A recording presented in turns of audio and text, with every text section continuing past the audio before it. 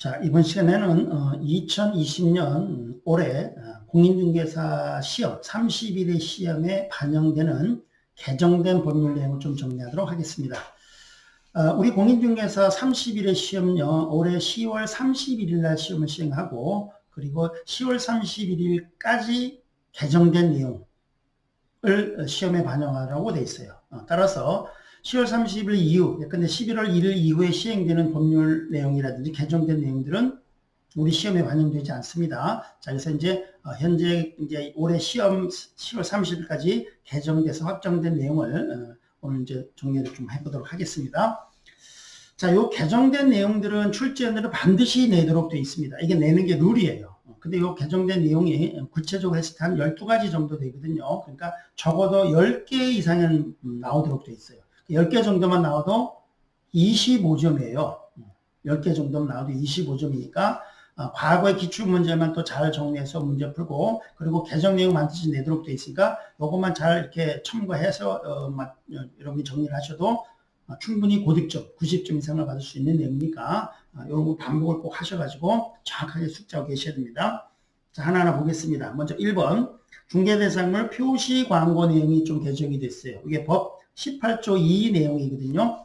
자, 내용을 한번 보면 개업공인중개사가 의뢰받은 중개대상물에 대하여 표시 광고를 하려면 중개사무소 개업공인중에 관한 사항으로서 대통령령으로 정하는 다음의 사항을 명시해서 요게 이제 다음의 사항이 요게예요. 다음의 사항을 명시해야 되고, 중개보조에 관한 사항은 명시해서는 안 된다. 요 파란색이 시험에 이번에 개정된 거 요게 시험에 나오는 것들이에요. 그래서 중개보존에 관한 사항은 명시하면 아니 됩니다. 그래서 중개보존은 당연히 개업공인중개사가 아니니까 중개대상물 표시 광고하면 안 되는데, 실무에서는 이런 경우가 많다 보니까 구체적으로 조문에 넣고, 그리고 이런 행위를 하면 처벌하겠다 이렇게 나온 거예요. 그래서 중개보존에 관한 사항은 명시해서는 아니 된다. 위반 시 제재는요 100만 원 이하의 과태료라는 거, 100만 원의 과태료고요. 그리고 이 100만 원의 과태료를 누가 부과하느냐는 거 올해 반드시 나온 거예요. 누가 부과하는 거냐면 등록관청이 100만 원의 과태료를 부과합니다. 이 사항에 대해서. 자, 그리고 기업, 그러면 뭘 명시하고 표시 광고하는 거냐면, 기업 중개대상물의 명칭이라든지 소재지라든지 연락처라든지 개업공인중개사의 성명이라든지 법인인 개공의 경우는 대표자의 성명 이런 걸 명시해야 돼요. 그래서 이걸 우리가 이제 소연 성명이라고 이렇게 기억했었고, 작년에도 시험에 나왔던 기출문제 내용이죠. 소연 성명이에요. 이거는 이제 과거 내용 그대로예요. 이런 걸 명시하고 표시 광고하라고 되어 있습니다. 자, 그리고 또 추가돼서 개정되어 들어온 내용이 두 가지가 있네요. 이 두 가지가 이제 시험에 나온 거 있죠.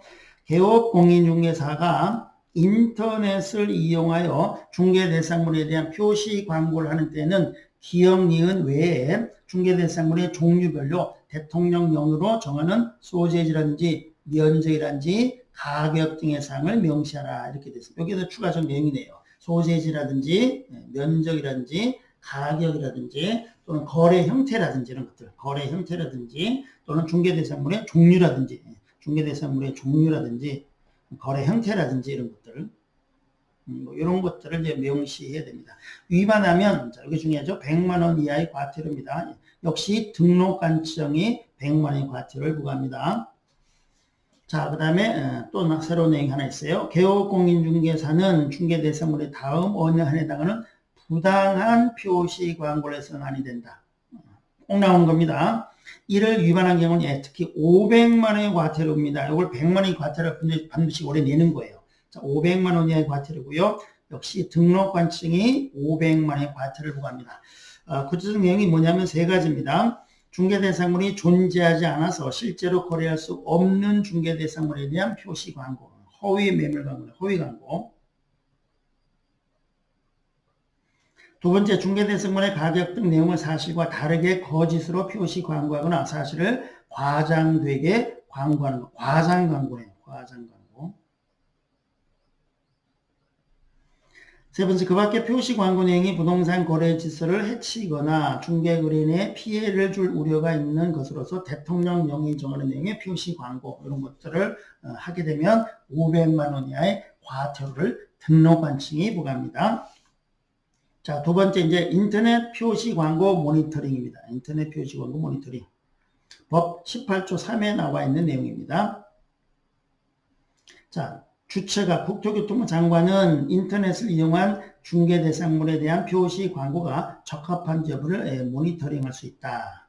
이항 국토교통부 장관은 제1항에 따른 모니터링을 위하여 필요한 때는 정보통신서비스 제공자에게 관련 자료 제출을 요구할 수 있다. 이 경우 관련 자료 제출을 요구받은 정보통신서비스 제공자는 정당한 사유가 없으면 이에 따라야 한다. 3항 국토교통부 장관은 모니터링 결과에 따라서 정보통신서비스 제공자에게 이 법 위반이 의심되는 표시 광고에 대한 확인 또는 추가 정보의 게재 등 필요한 조치를 요구할 수 있다. 이 경우 필요한 조치를 요구받은 정보통신서비스 제공자는 정당한 사유가 없으면 이에 따라야 한다. 4항 국토교통부 장관은 제1항에 따른 모니터링 업무를 대통령령으로 정하는 기관에다가 위탁할 수 있다. 주로 이제 공공기관이라든지 정부 출연기관 같은 곳이 되겠습니다. 5항 국토교통부 장관은 제4항에 따른 업무 위탁 기관의 예산의 범위에서 위탁 업무 수행에 필요한 예산을 지원할 수 있다. 6항 모니터링의 내용, 방법, 절차 등에 관한 사항은 국토교통부 어령으로 정한다. 라고 이렇게 되어 있네요. 자, 그 다음 세 번째, 확인 설명서 양식이 조금 추가된 내용이 들어갔어요. 파란색 내용이 추가된 겁니다. 자, 그것도 좀 정리를 해 보셔야 되겠습니다. 자, 노마자 2번에 보면 개업공정 세부 확인사항이 있고요. 동그라미 9번에 보면 실제 권리관계 또는 공시되지 않은 물건의 권리에 관한 사항을 적는欄이 있어요. 이 실제 권리관계 또는 공시되지 않은 물건의 권리에 관한 사항란은요, 등기부에 없는 내용을 적는 거예요. 그래서 등기부에 없는 내용이다 보니까 의뢰인한테 자료를 요구해서 확인한 사항을 여기다 적도록 되어 있어요. 자, 그래서 그 내용을 여기다 이제 체크를 하래요. 그래서 자료 요구를 했고, 그리고 매도 임대 의뢰인이 고지한 사항에 대해서 요런 내용을 고지해 주더라라고 확인 설명을 하였다라는 걸 명확하게 이제 명시해서 기재하도록 되어 있고 서명을 받도록 되어 있어요. 그래서 매도인 당사자의 서명을 받도록 되어 있습니다. 자, 그 다음에 중개보수 등에 관한 사항에서 13번에 보면 중개보수 및 실비의 금액과 산출액을 적는欄이 있고요. 거기에 조례상 보수, 중개보수 상환을 여기다 적어주도록 되어 있습니다. 특히 주택의 경우는요, 특광도 조례로 유효를 위임하고 있어요. 특광도 조례에 위임하고 있어요. 그래서 그 내용을 여기다 적으라는 거예요. 특광도 또는 시도 조례로 위임하고 있으니까 그 내용을 여기다 적어줘야 됩니다. 그 다음에 협의된 보수 금액이 얼마다, 협의된 중개보수 금액이 매도로부터 얼마, 매수로부터 얼마다 이렇게 적도록 되어 있고요. 그 다음에 지급 시기죠. 중개보수의 지급 시기는 언제 줄 거냐. 지급 시기는 당사자 약정에 의해서 정해지는 거예요. 약정이 원칙이에요. 그럼 당사자가 약정을 이제 언제 주기로 했다. 뭐 거래계약 체결이 된 날 주기로 했다. 아니면 뭐 잔금 지급할 날 지급을 했다. 뭐 이런 식으로 적도록 되어 있습니다. 그래서 약정 내용을 여기다 적는 날을 구체적으로 넣었어요. 추가해서. 자, 그 다음에 네 번째, 금쟁입니다. 금쟁이. 자, 이 금쟁이는 워낙 중요하고요. 이거 개정되기 전에도 워낙 중요했었고, 그리고 개정된 내용이 꽤 많이 있고요. 여기서만 두 문제 이상이 나와요. 적어도. 내용이 나오고요. 또는 금쟁이 위반했을 때 처벌 내용이 나올 거고, 특히 행정형벌이 얼마짜리냐 반드시 나오도록 되어 있어요. 그래서 이거를 잘 정리하셔야 되겠습니다. 자, 금쟁이는 33조에 나와 있고요. 33조 1항 규정이 있고요. 2항 규정이 있어요. 그래서 일단 좀 이따 보기로 하고요. 33조 금쟁이 위반하면요. 개업공인중개사가 금쟁이를 위반하게 되면요. 임의적 등록 취소입니다. 임등취예요. 등록을 취소할 수 있다. 등록을 취소할 수 있다. 등록을 취소할 수 있다.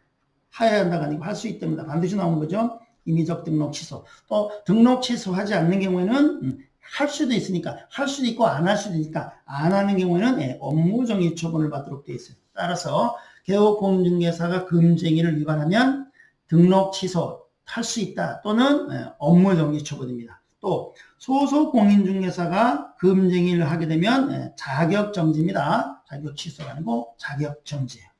자, 그리고 이제 구체적 내용으로 들어가서 두 가지네요. 1항과 2항 규정이 있습니다. 자, 이걸 잘 구별하셔야 됩니다.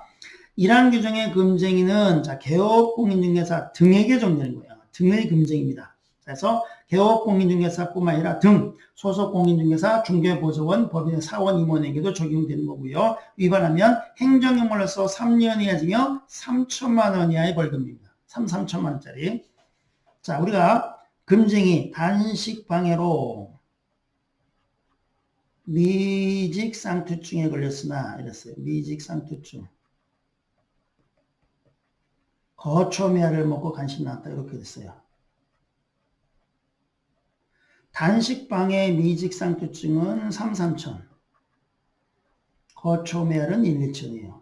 반드시 나오는 거죠. 자, 그 중에서 요 1항이 요거예요. 단체 구성으로 거래에서 교란행위고 시세 조작으로 거래에서 단자하고 시자예요. 그래서 요거 3,3천입니다. 3,3천. 자, 그래서 3년 이하 징역 3천만 원 벌금에 처해집니다. 자, 단체를 구성해서 거래질서 교란행위입니다. 즉, 단체를 구성하여 특정 중개 대상물에 대해서 중개를 제한하거나 단체 구성원 이외의 자와 공동 중개하도록 하는 것을 제한하는 행위, 이런 것들을 33조 1항 금쟁이로서 3,3천만 행정형벌입니다. 그 다음에 두 번째 시세 조작에 의한 거래에서 교란행위입니다. 부당한 이익을 얻거나 제3세계 부당한 이익을 얻게 할 목적으로 목적으로 거짓으로 거래가 완료된 것처럼 꾸미는 등 중개 대상물이 시세에 부당한 영향을 주거나 줄 우려가 있는 행위. 이거 3년 이하 즉 3천만 원 벌금 새로 추가된 내용이니까 반드시 나오는 것들입니다. 그 다음에 2항 금쟁이 더 중요하네요. 또 2항의 금쟁 규정입니다. 2항의 금쟁 규정은요, 중개 의뢰인 등의 금쟁이에요. 개업 공인중개뿐만 그 중개 의뢰인도 적용 대상이 되는 거예요. 그리고 역시 행정형벌이 3,3천이에요. 3,3천. 요겁니다. 업무방해로 거래에서 교란행위 요거예요. 그러니까 요거는 누구나입니다. 누구든지 적용 대상을 33조 2항에서는 누구든지 시세에 부당한 영향을 줄 목적으로 개업 공인중개사 등의 업무를 방해해서는 아니 된다. 업무 방해해서는 아니 된다. 규정하고 있다. 그러므로 2항의 규제 대상은 중개 의뢰인을 포함해서 일반인 모두에게 적용된다는 거. 요거 굉장히 중요한 내용이에요. 그러니까 금쟁이는 과거에는요, 개업 공인중개사 등에게만 적용되고 일반인들은 적용 대상이 아니었었어요. 근데 이번에 개정이 되면서 일반인들도 금쟁 위반하면 행정형벌 3년 이하 징역 3천만 원 벌금에 처해진다는 거. 자, 구체적 내용을 보면 업무방해로 거래질서 교란하는 행위예요. 자, 첫 번째, 안내문, 온라인 커뮤니티 등을 이용해서 특정 개업 공인중개사 등에 대한 중개 의뢰를 제한하거나 제한을 유도하는. 그러니까 우리 아파트의 시세를 좋게 해주는 그 중개업자한테만 물건을 내놔라. 또는 우리 아파트를 갖다 굉장히 막 가격을 낮게 해가지고 중개한 중개업자한테 물건 주지 마라. 뭐 이런 제한, 이런 걸 하는 거예요. 주로 이제 아파트 분양에서 여태까지 그런 식으로 많이 했었죠. 그래서 가격 담합 행위를 많이 했었단 말이에요. 그거 다 처벌된다 이거예요. 두 번째, 안내문 온라인 커뮤니티 등을 이용하여 중개 대상물에 대해서 시세보다 현저하게 높게 표시 광고 또는 중개하는 특정 개업 공인중개 등에게만 중개 의뢰하도록 유도함으로써 다른 개업 공인중개사 등을 부당하게 차별하는 행위. 세 번째, 안내문 온라인 커뮤니티 등을 이용하여 특정 가격 이하로 중개를 의뢰하지 아니하도록 유도하는 행위. 아파트 분여회 아니면 아파트 그 게시판에다가 뭐 얼마 이하로 뭐 가격을 물건을 내놓지 마라라고 이렇게 제한하는 거. 이때까지 그런 걸 많이 했었어요. 그런 거 하면 다 분여 회장도 처벌되고 거기에 가담한 분여 회원들 뭐 일반 의뢰인들도 처벌받는다 이겁니다. 네 번째, 정당한 사유 없이 개업 공인중개사 등의 중개 대상물에 대한 정당한 표시 광고 행위를 방해하는 행위 이런 거. 다섯 번째, 개업 공인중개사 등에게 중개 대상물을 시세보다 현저하게 높게 표시 광고하도록 강요하거나 대가를 약속하고 시세보다 현저하게 높게 표시 광고하도록 유도하는 행위. 자, 높은 가격으로 이렇게 팔아주고 이렇게 가격을 광고해주면 당신한테 물건을 맡겨주겠다. 또는 뒷돈을 해가지고 나중에 돈을 얼마 주겠다. 뭐 이런 행위 여태까지 많이 해왔어요, 실제로. 자, 이런 거 다 처벌 대상이 됩니다. 자, 그 다음에 다섯 번째. 부동산 거래소 교란행위 신고센터의 운영입니다. 신고센터. 법 47조 2에 나와 있네요. 자, 첫 번째, 국토교통부 장관은 부동산 거래소 교란 행위를 방지하기 위해서 부동산 거래지수 교란 행위 신고센터를 설치 운영할 수 있다. 두 번째, 신고센터는 다음의 업무를 수행한다. 1. 부동산 거래소 교란 행위 신고 접수 및 상담. 2. 신고사항에 대한 확인 또는 시도세 및 등록관청 등의 신고사항에 대한 조사 및 조치 요구. 세 번째, 신고에 대한 신고사항 처리 결과 통보 이런 거 업무를 수행합니다. 세 번째, 국토교통부 장관은 신고센터 업무를 대통령령이 정하는 기관에다가 내비탁할 수 있다. 네 번째, 신고센터 운영 및 신고 방법 등에 관한 사항은 대통령령으로 정한다. 이렇게 되어 있습니다. 자, 여섯 번째, 부동산 거래소 교란행위 신고센터를 설치할 수 있는데 그 구체적인 운영 내용이 나와 있어요. 시행령입니다. 공인중개사법이 아닌 공인중개사법 시행 037조의 내용입니다. 037조에 보면 부동산 거래소 교란행위 신고센터의 설치 운영 조항이 쭉 나와 있어요. 1항 법 47조 2 제1항에 따른 부동산 거래소 교란행위 신고센터에 같은 항에 따른 부동산 거래 지수 교란 행위를 신고하려고 하는 자는 다음 각호사항 요거네요. 다음 각호사항을 서면으로 제출해야 된다. 1. 신고인 및 피신고인의 인적사항. 2. 부동산 거래지수 교란행위 발생 일시 장소 및 그 내용. 3. 신고 내용을 증명할 수 있는 증명자료 및 참고인의 인적사항. 4. 그 밖에 신고 처리에 필요한 사항. 2항 신고센터는 제1항에 따른 신고받은 사항에 대해서 보완이 필요한 경우 기간을 정하여 신고인에게 보완을 요청할 수 있다. 3항 신고센터는 제1항에 따른 신고받은 신고사항에 대해서 시도지사 및 등록관청 등의 조사 및 조치를 요구해야 한다. 다만 다음 각호의 어느 하나에 해당하는 경우는 국토교통부 장관의 승인을 받아서 접수된 신고사항의 처리를 종결할 수 있다.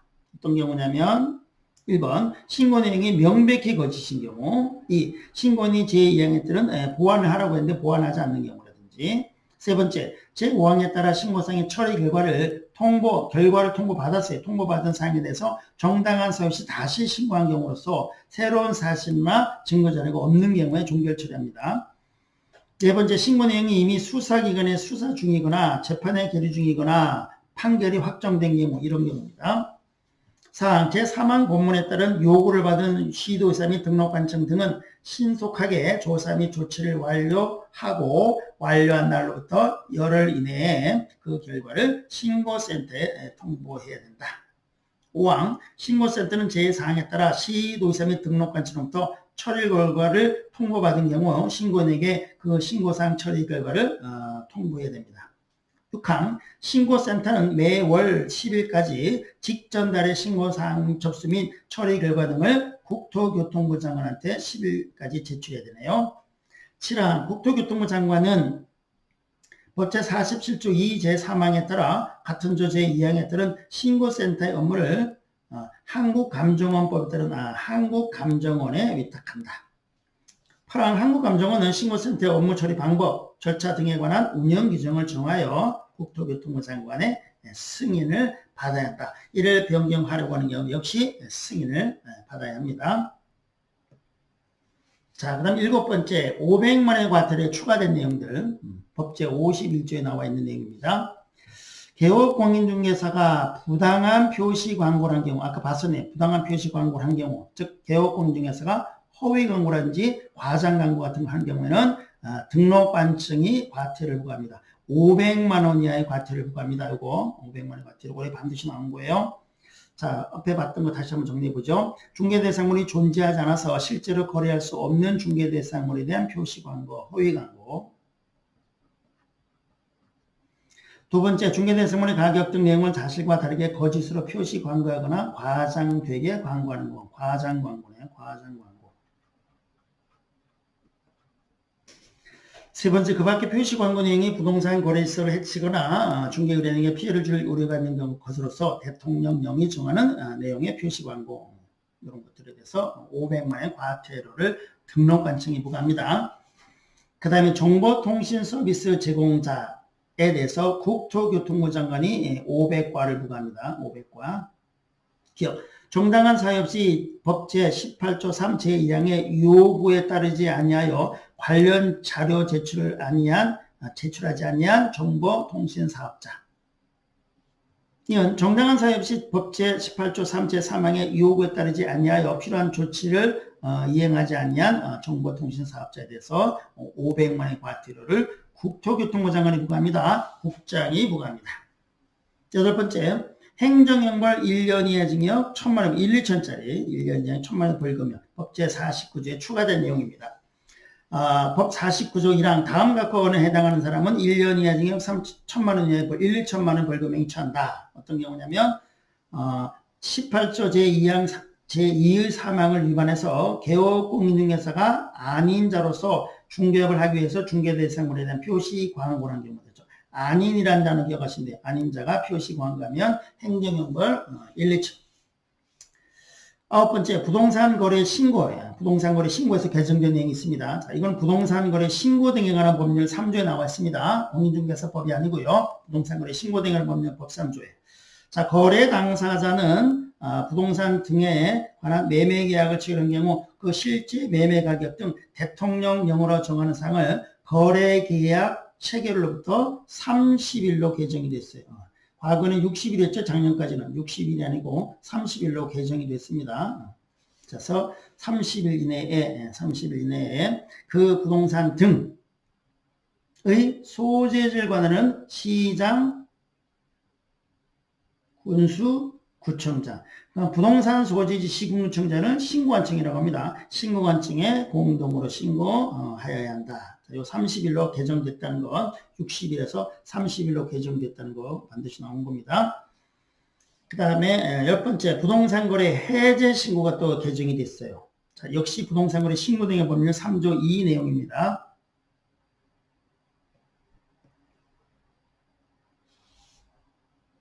거래 당사자는 부동산 거래 계약에 관한 내용을 신고하는 거래 계약이 해제, 무효, 취소, 즉 해제 등이 된 경우는 해제 등이 확정된 날로부터 30일 이내에 신고관청에 공동으로 신고하여야 한다.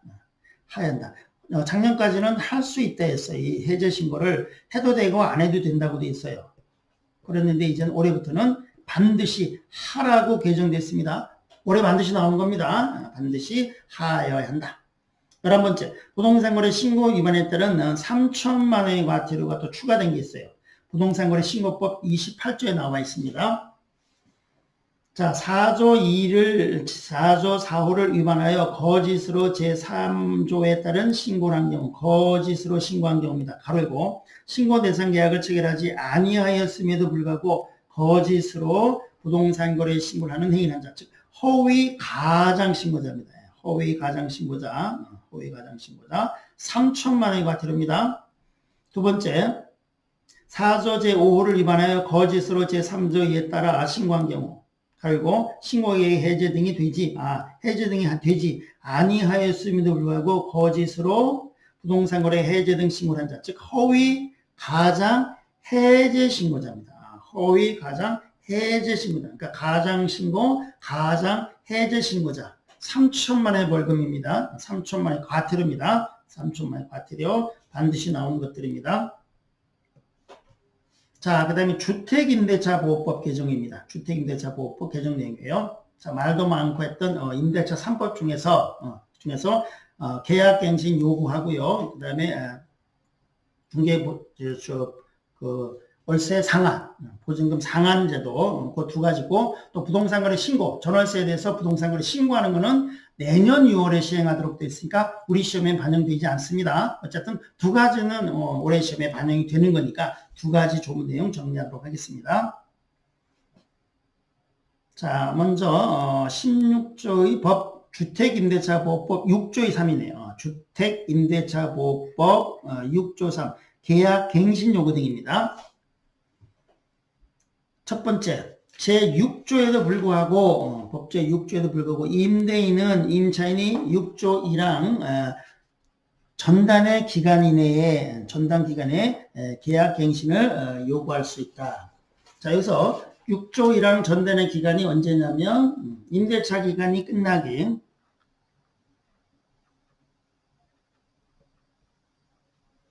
임대차 기간이 끝나기 6개월 전부터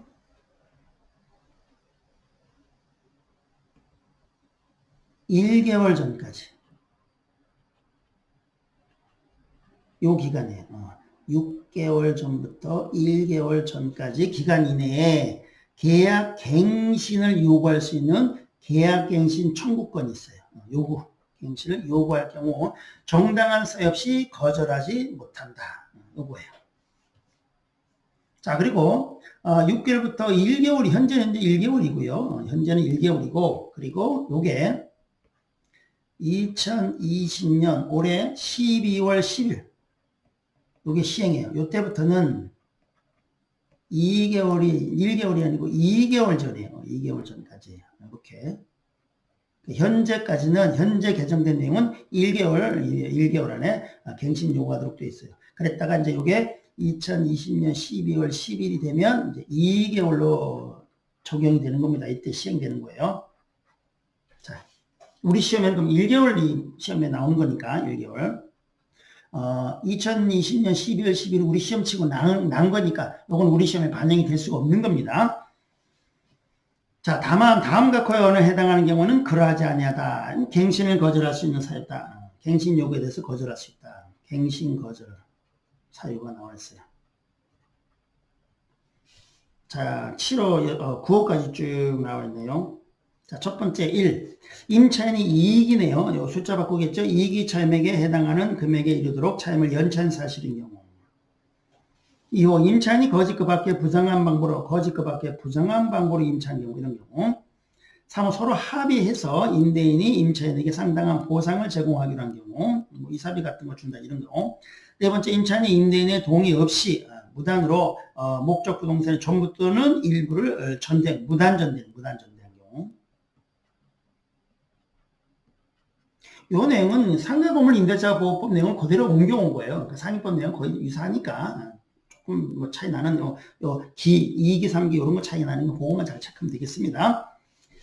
임차인이 임차한 주택의 전부 또는 일부를 고의나 중대한 과실입니다. 그냥 과실 그러면 안 돼요. 중대한 과실로 파손한 경우 요거 낼 수도 있습니다. 올해.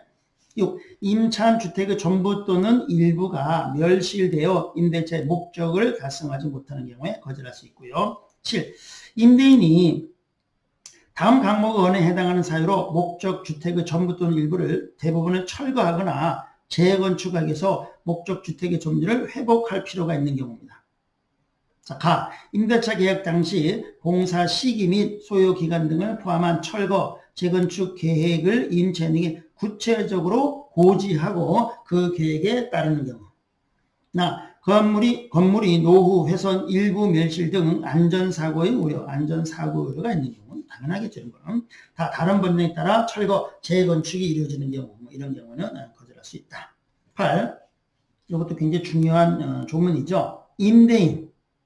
임대인의 직계 존속 비속을 포함하는 임대인이 목적 부동산에 자기가 이제 실제 들어가 살아야 되겠다라고 하는 경우, 이런 거는 갱신 거절할 수 있다. 그 밖에 임차인으로서의 의무를 현재 위반하거나 임대차를 계속하기 어려운 중대한 사유가 있는 이런 경우에 거절할 수 있다. 이런 내용이 쭉 나와 있어요. 이항 임차인은 제1항에 뜨는 계약갱신 요건 1회에 한해서 행사할 수 있다. 이 경우 갱신의 임대차 존속기간은 2년이다. 그럼 이제 기존 2년에다가 또 2년을 또 갱신하면 최대한 4년까지 보장이 된다 이거네요.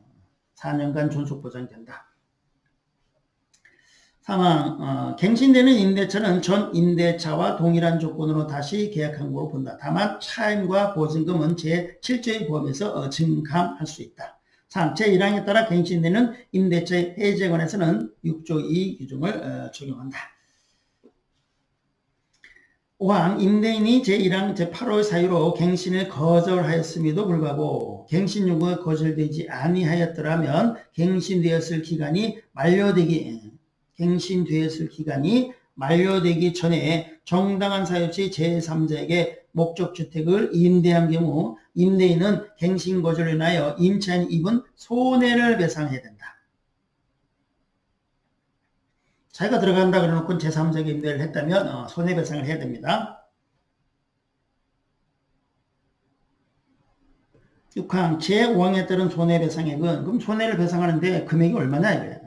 손해를 배상해야 되는데 그 손해배상액은 거절 당시 당사자 간의 손해배상 예정에 관한 합의가 당사자 간의 손해배상 합의가 미리 손해배상액을 예정해서 합의한 경우 합의가 이루어지지 않는 한 그러니까 합의가 있으면 그 합의가 있고 합의가 이루어지지 않는 한 다음 각호의 금액 중에서 큰 금액으로 한다. 근데 당사자 간에 미리 손해배상의 예정을 합의한다? 임대인과 임차인 사이에 이런 건 거의 있을 수가 없을 거예요. 그러면 대부분 이제 1로 가겠죠. 이런 걸로 갈 거다. 1. 갱신 거절 당시 월 차임 외에 보증금이 있는 경우는 그 보증금을 제7조 2 각호 중 낮은 비율을 때는 월 단위 차임으로 전환하는 금액을 이제 보증금 월세로 전환하는 그 제한이 있죠. 10%하고 기존 금리 플러스 3.5를 더한 그 두 가지 중에서 적용 금액을 월세로 받도록 전환해서 받도록 되어 있는데 그거예요. 그 월 단위 차임으로 전환하는 금액을 포함하는 환산 월 차임액의 3개월분에 해당하는 금액을 손해배상금으로 지급이 된다. 3개월분. 이 임대인이 제3자에게 임대하여 얻은 환산 월 차임과 갱신 거절, 그러니까 제3자에게 임대에서 얻은 월 차임과 환산 월 차임과 갱신 거절 당시 환산 월 차임 그 두 가지 금액의 차액의 2년분. 그 차액이 있으면 그 차액의 2년분에 해당하는 금액을 손해배상으로 청구할 수 있다. 큰 거, 이게 크면 이거를 청구할 수 있다. 3. 제1항 8호의 사유로 인한 갱신 거절에서 임차인이 입은 손해 이런 것들을 배상하라고 되어 있습니다. 자, 그 다음에 두 번째 법 제7조 주택임대차 보호 차임 등의 증감 청구권. 당사자는 약정한 차임이나 보증금이 임차주택에 관한 조세 공공 그 밖의 증감이나 부담의 증감이나 경제사정 변동으로 인하여 적절하지 않게 될 때는 장래에서 증감을 청구할 수 있다. 이 경우 증액 청구는 임대차 계약 또는 약정한 차임이나 보증금 증액이 있은 후 1년 이내에는 하지 못한다. 이항 제1항에 따른 증액 청구는 약정한 차임이나 보증금의 20분의 1 금액 5%죠. 5% 금액을 초과하지 못한다. 다만 특별시, 광역시, 특별자치, 시도 및 자치도는 관할 구역 내의 지역별 임대차 시장 여건 등을 고려해서 본문 범위에서 증액 청구 상한을 조례로 달리 정할 수 있다라고 이렇게 정해놨습니다. 그래서 총 12가지 정도 쭉 내용이 나와 있습니다. 12가지까지 내용이 나와 있으니까 최소한 12개 정도까지 나올 수 있는데 12개 내용이 개정됐으니까 다 나오면 12개인데 최소한 10개 정도까지 나올 수 있어요. 제가 보기에는. 그러면 그것만 해도 굉장히 큰 점수입니다. 그래서 이 내용을 좀 많이 좀 반복해서 정확히 숫자 긋다가 문구 몇 가지 좀 분명히 숫자 몇 개라든지 문구를 조금씩 바꿀 거예요. 뭐 2개, 3개를 바꾼다든지 뭐 큰 금액을 작은 금액 이런 걸 바꾼다든지 뭐 어쨌든 이 내용은 반드시 나오도록 되어 있으니까 좀 많이 반복을 해서 잘 숫자고 계시면 큰 도움이 될 것 같습니다. 자, 많은 도움이 되셨다고 생각되시면 구독 눌러주시고요. 좋아요 눌러주시면 감사하겠습니다. 자, 마치도록 하겠습니다.